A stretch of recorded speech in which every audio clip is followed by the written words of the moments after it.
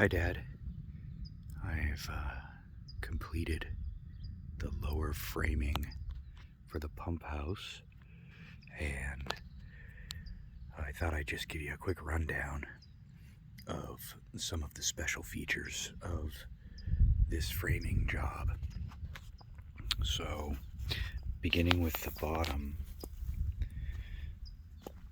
in order to sort of mitigate the wind shear factor here, I've done a couple of things on the lower sill. I've used construction adhesive to fasten the lower sill to the decking. And then in addition, wherever I had an available 4x6 here that the whole platform is resting on, I used a Simpson strong tie 8-inch long earthquake retrofit style bolt and bolted it through the sill, the decking, the stringers, and the foundation. Then in addition to that,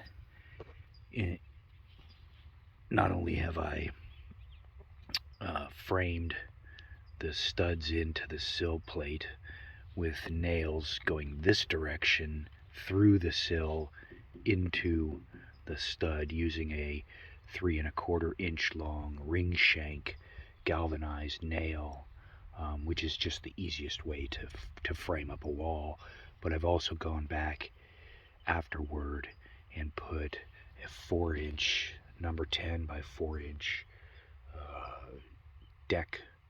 construction screw toenailed it through the stud into the sill plate, and 4 inches gets me a little bit into the decking as well, and I've done that on all the studs all the way around so that the building itself can't be torn off the foundation with high wind.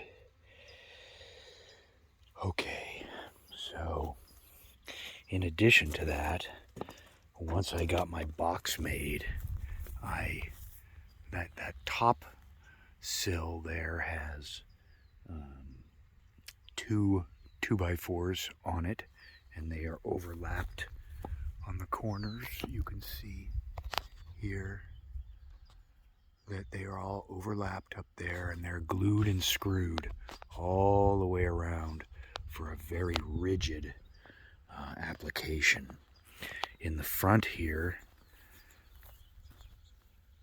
that's the front door right there where the ladder is, and then this array of 2x4s here is where I'm going to mount the drinking fountain on the outside of the building. And I wanted to give myself several, I don't know what kind of drinking fountain I'm gonna install, and I don't know what the height is or where the mounting bolts will be on the back of the drinking fountain. So I wanted to give myself plenty of opportunity to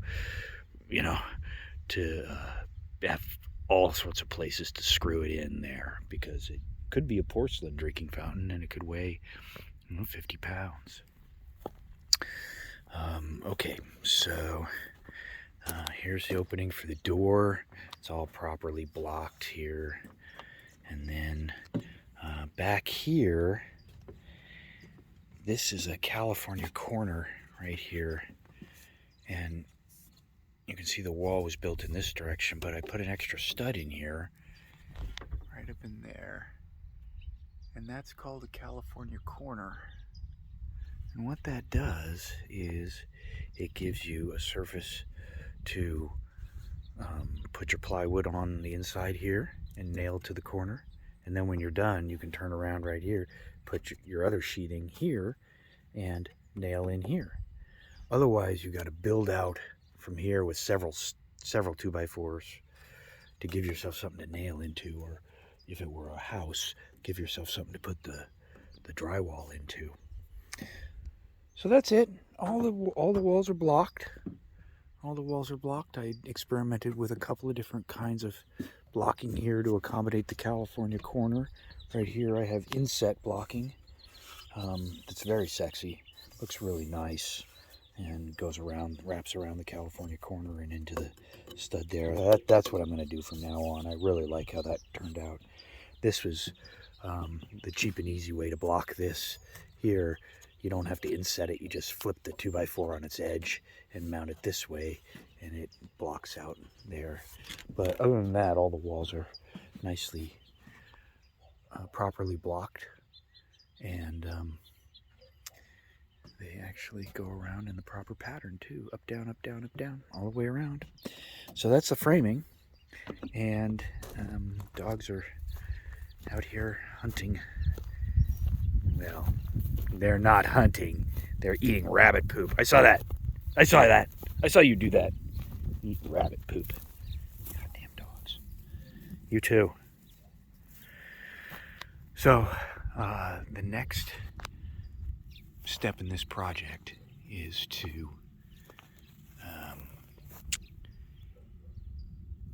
let's see, what is the next step in this project? So I've got a little bit of caulking to do on the inside corner. On the inside corners, when you mate them up together like this little line here, this gap, gives access to bugs over time.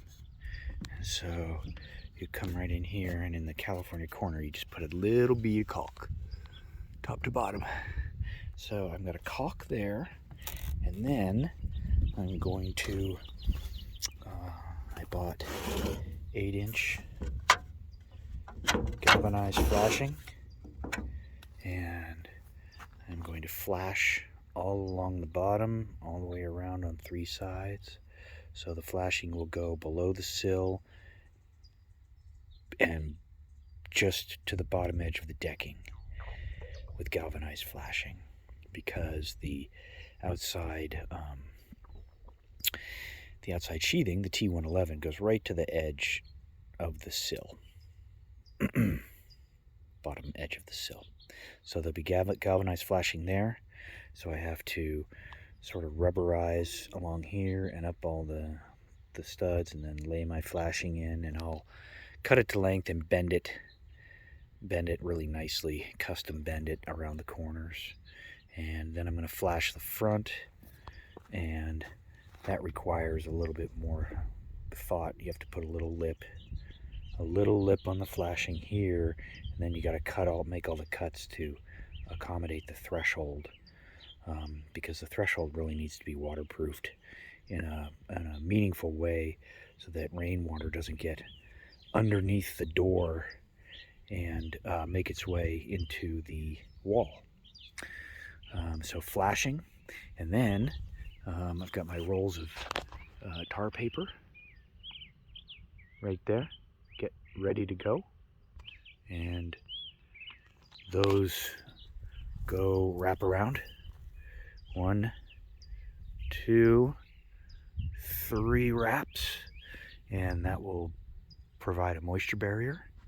And then the outside T111 sheathing goes around the 4 sides, and then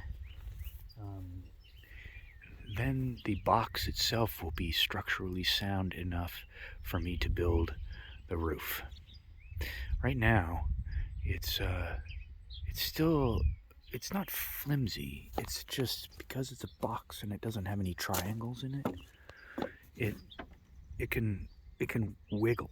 It can wiggle, and I don't want it to wiggle.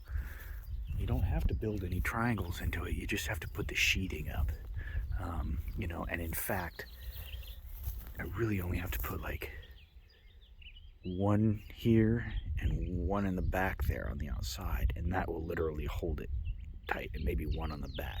But I'm going to go ahead and do all the sheathing, and then once I get the roof framed up here,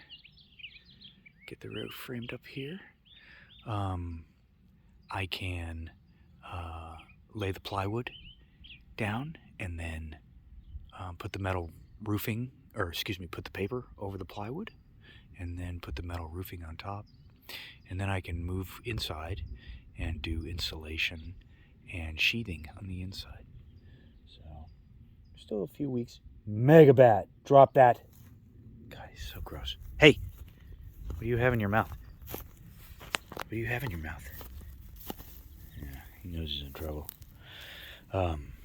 Still a couple of weeks away from being done. Well, from being done, mostly done, except for the custom part of it. I've got a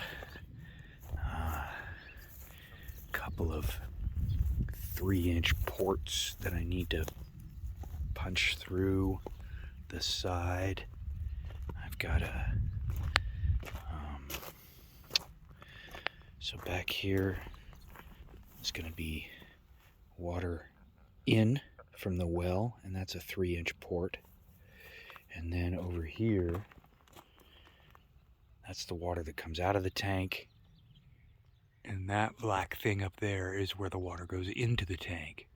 So the water's going to come up from the well, go in here, go through a sediment spin down filter to remove large particulate matter, because it's coming right up from out of the ground here. And then it's going to go back out in a 1.5-inch pipe across and up and in. And then another 2-inch pipe is going to come out here and go back across into another port. So there'll be 3 3-inch ports. One here, one here, one here, one there, and one there. In, out, in, and then treatment. So I got a couple of ports to cut, and I think I'm gonna put the electricity on this wall here. So anyway, that's just an update, and it's coming along really nicely. And I managed to, out of my 60 2x4s that I ordered, I'm down to my last 7 over there, 3 of which are almost unusable, and 4 I have. Hey, that's enough. These are my last 4 that were somewhat straight, and I'll use them to build the eaves of the roof. I rebanded them and keep them nice and straight for the work. I'll use 2 on each end to build the eaves of the roof, and then these will just, be the cripples on the eaves, and the supports for the 2x10 ridge beam. So dogs are going crazy over foxes lately. This one's a troublemaker here. All right. Well, that's all I got for you now. Look at that dog. That's all I got for you now. Hope you enjoyed that update. Love you, Dad.